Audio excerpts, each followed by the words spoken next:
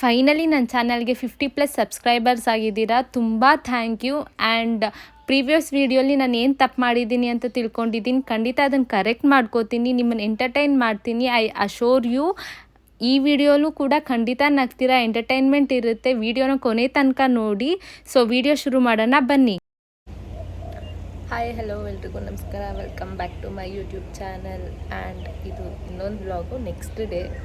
So ಬೆಳಗ್ಗೆನೇ vlog start ಮಾಡಿದ್ದೀನಿ. Time ಆದರೂ ಇದು ಅರ್ಲಿ ಮಾರ್ನಿಂಗ್ ಅಲ್ಲ, 9 ಗಂಟೆ ಆಗಿದೆ. ಸ್ಟಿಲ್ ಹೆಂಗಿದೆ ಅಂತ ತೋರಿಸ್ತೀನಿ ನೋಡಿ. ವೆದರ್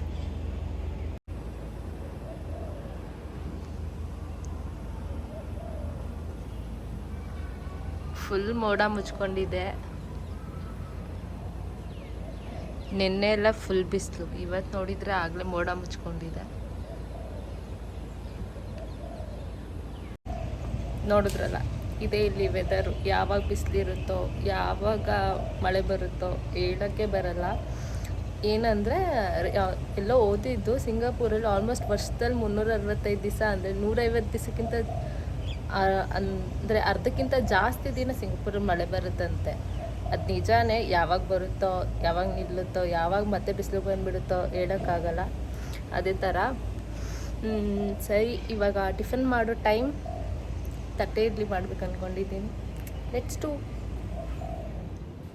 ನೋಡಿ ಫ್ರೆಂಡ್ಸ್, ಇಡ್ಲಿ ಬೇಕಿದೆ. ಟೈಮ್ 9:30 ಆಗಿದೆ. ಇವಾಗ ಎದ್ದು ಬಂದಿದ್ದಾರೆ. ಯಾಕೆ ಅಂದರೆ ವರ್ಷ ಹೋಗು ಇದೆ, ಎಲ್ಲರೂ ಹಿಂಗೆ ಕೆಲಸ ಮಾಡೋದು. ಇದೇನಂದ್ರೆ ಮೆಂತೆ ಕಾಳು. ಯಾಕೆ ತಿನ್ನೋದು? ಕೈಪೋಸ್ಕೆ ನಿಜ ಹೇಳಿ.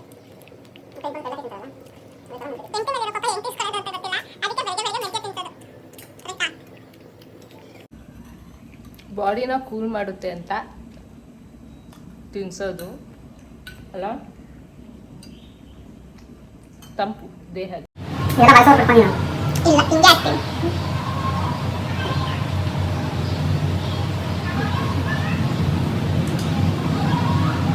ಹೊಸ ಕೇರ್ ರೂಟೀನ್ ಸ್ಟಾರ್ಟ್ ಮಾಡಿದ್ದೀವಿ. ಇವಾಗ ಸ್ಟಾರ್ಟ್ ಮಾಡಿದ್ದೀವಿ, ಬಟ್ ಆದರೂ ಇಂಪ್ರೆಸ್ ಆಗಿದ್ದೀವಿ. ಫುಲ್ ಸಕ್ಸಸ್ ಆದರೆ ನಿಮಗೂ ತೋರಿಸ್ತೀನಿ. Impress by what? ಏನು ಇಂಪ್ರೆಸ್ ಆಗಿದೆ ನಿಮಗೆ? ಎಷ್ಟು ಕಲರ್ ಚೇಂಜ್ ಆಗಿದೆ ಫುಲ್ಲು. ಮದುವೆಯಲ್ಲಿ ಏನು ಟೂಲ್ಸ್ ಎಲ್ಲ ಹಾಕಿ ಚಗ್ರೇನು ವಾಸಿ ಆ ಥರ ಮಾಡಿಬಿಟ್ಟಿದ್ರು. ಇವಾಗ ಫುಲ್ಲು ಕಲರ್ ವಾಪಸ್ ಬಂದಿದೆ. ಬ್ಲ್ಯಾಕ್ ಆಗಿದೆ, ಸಾಫ್ಟ್ ಬಂದಿದೆ. ಸ್ಕ್ಯಾಲ್ಪ್ ಮುಂಚೆ ಬಂದಿದೆಯಾ? ಸ್ಕ್ಯಾಲ್ಪ್ ಕ್ಲೀನಾಗಿ ಅನಿಸ್ತದೆ. ನನ್ನ ಸ್ಕ್ಯಾಲ್ಪ್ ಯಾವಾಗೂ ಕ್ಲೀನಾಗಿರುತ್ತೆ. ಅಲ್ಲಿ ಯಾವುದಾದ್ರೂ ಶಾಂಪು ಸೆಟ್ ಆಗಿದ್ರೆ ಅದನ್ನು ಚೇಂಜ್ ಅಂತೂ ಮಾಡಬೇಡಿ. ಎಕ್ಸ್ಪೆರಿಮೆಂಟ್ ಮಾಡೋಕ್ಕೆ ಹೋಗಬೇಡಿ. ಚೆನ್ನಾಗಿ ಆಗ್ತಿದೆ ಅಂದರೆ ಅದನ್ನೇ ಬಳಸಿ. ನೀನು ಸುಮ್ಮನೆ ಕುತ್ಕೊಂಡ್ರೆ ಅದರ ಸ್ವಲ್ಪ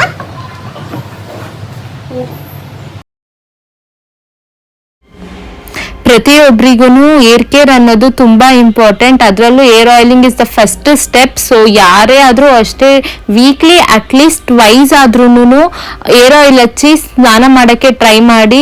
ನಿಮ್ಗೆ ಫುಲ್ ನರಿಶ್ಮೆಂಟ್ ಸಿಗುತ್ತೆ. ಆ್ಯಂಡ್ ನನಗೂ ಕೂಡ ತುಂಬ ಏರ್ ಫಾಲ್ ಆಗ್ತಿತ್ತು ಬ್ಯಾಂಗ್ಳೂರಿಂದ ಇಲ್ಲಿಗೆ ಬಂದಾಗ. ವಾಟರ್ ಚೇಂಜ್ಗಿರ್ಬೋದು, ವೆದರ್ ಚೇಂಜಿಗಿರ್ಬೋದು. ಬಟ್ ನಾನಿವಾಗ ಸ್ಟಾರ್ಟ್ ಮಾಡಿರೋ ಹೊಸ ರುಟೀನಿಂದ, ಡಯೇಟಿಂದ ನಾನು ಫುಲ್ ರಿಕವರ್ ಆಗ್ತಿದ್ದೆ. ಅದು 200+ ಏರ್ ಫಾಲ್ ಇದು 50+ ಬಂದಿದೆ.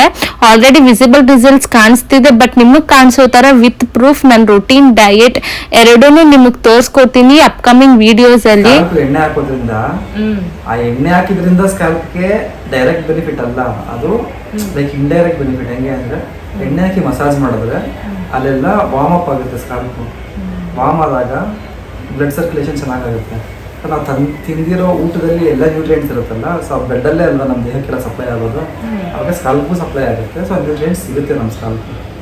ಸೊ ಹಾಗೆ ಅದಕ್ಕೋಸ್ಕರ ಎಣ್ಣೆ ಹಾಕಿ ಮಸಾಜ್ ಹಾಕಿದ್ರೆ ಸಾಲಲ್ಲ, ಸ್ಕ್ಯಾಲ್ಪಿಗೂ ಹಾಕಿ ಮಸಾಜ್ ಮಾಡ್ತೀವಿ.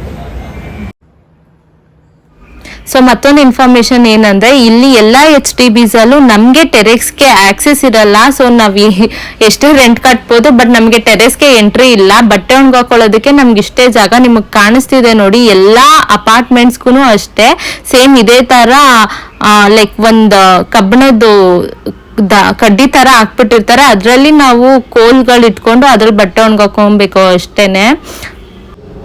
ಹುಡುಗರು ಸ್ಕೂಲು ಕಾಲೇಜು ಆಫೀಸು ಏನ್ ಮಿಸ್ ಮಾಡಿದ್ರು ಒಂದ್ ಜಾಗ ಮಿಸ್ ಮಾಡದೆ ಹೋಗ್ತಾರೆ ಅಂದ್ರೆ ಅದು ಜಿಮ್.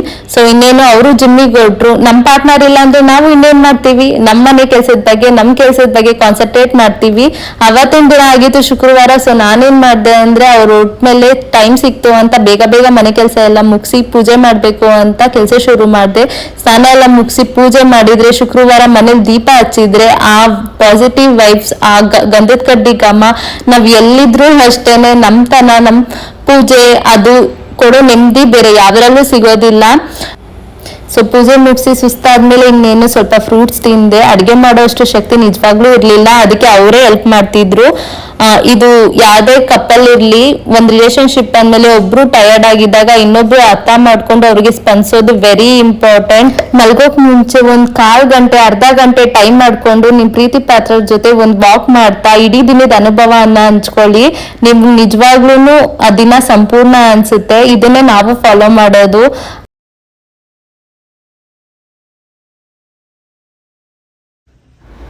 ಸೊ ಶನಿವಾರ ತಿಂಡಿಗೆ ಅವಲಕ್ಕಿ ತಿಂದ್ರೆ ಆ ಮಜಾನೇ ಬೇರೆ.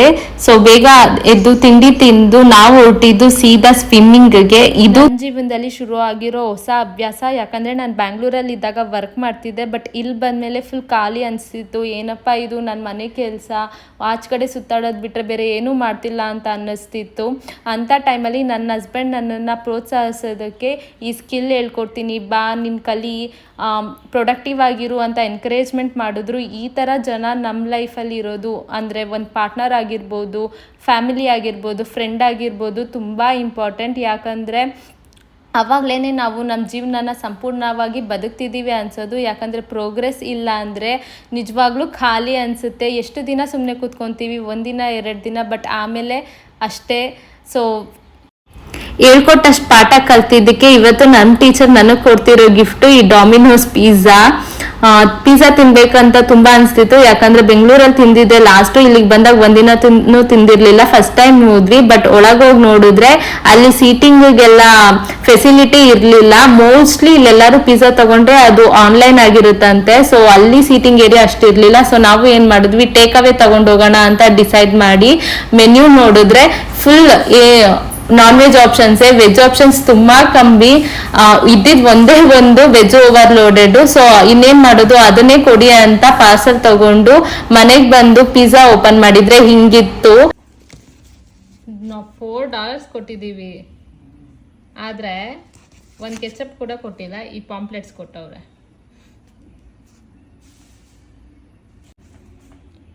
$300 ಚಿಲ್ಲರೆ ಕೊಟ್ಟಿರೋ ಪಿಜ್ಜಾ ಹಿಂಗಿದೆ. ಆ್ಯಸ್ ಯೂಶ್ವಲ್ ನಮ್ಮ ದಿನ ಮುಗಿಯೋದು ಒಂದು ಸಣ್ಣ ವಾಕ್ ಮತ್ತು ಪುಟ್ಟ ವರ್ಕೌಟ್ ಜೊತೆಲಿ. ಇದಾಗಿತ್ತು ನಮ್ಮ ದಿನಚರಿಯ ಒಂದು ಪುಟ್ಟ ವ್ಲಾಗ್. ಸೊ ಈ ವಿಡಿಯೋ ನಿಮ್ಗೆಲ್ಲರಿಗೂ ಇಷ್ಟ ಆಗಿದೆ ಅಂತ ಅನ್ಕೊತೀನಿ. ದಯವಿಟ್ಟು ನಿಮ್ಮ ಫ್ರೆಂಡ್ಸ್ ಆ್ಯಂಡ್ ಫ್ಯಾಮಿಲಿ ಜೊತೆ ಶೇರ್ ಮಾಡಿ, ಲೈಕ್ ಮಾಡಿ, ಆ್ಯಂಡ್ ಚಾನಲ್ನ ಸಬ್ಸ್ಕ್ರೈಬ್ ಮಾಡೋದು ಮಾತ್ರ ಮರಿಬೇಡಿ. Please do subscribe. ಮತ್ತೆ ಸಿಗ್ತೀನಿ ನೆಕ್ಸ್ಟ್ ವಿಡಿಯೋ ಅಲ್ಲಿ. ಅಲ್ಲಿವರೆಗೂ take care, bye bye, love you all.